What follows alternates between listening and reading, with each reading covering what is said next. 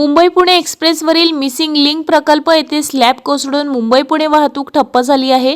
2 महिन्यांपूर्वी उद्घाटन झालेल्या या मिसिंग लिंकवर खड्डे देखील पडले आहेत।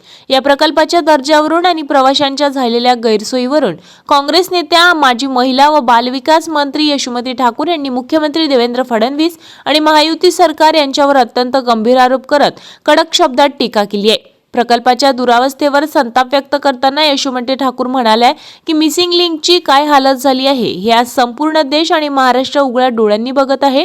देवेंद्र फडणवीस स्वतःला इन्फ्रामॅन म्हणून घेतात, पण हा इन्फ्रामॅन नेमकं काय करतोय हेच कोणाला समजेनासं झालंय।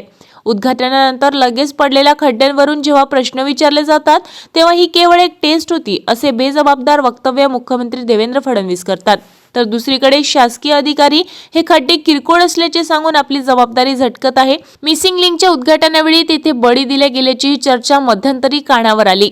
इन्फ्रास्ट्रक्चर नावाखाली फक्त मोठ्या घोषणा करायच्या, अवाढव्य आकडे दाखवायचे आणि शेवटी मात्र कामाचा बोजवारा उधळून गोंधळ घालायचा हे या सरकारचे काम आहे असे देखील यशोमती ठाकूर यांनी म्हटले आहे।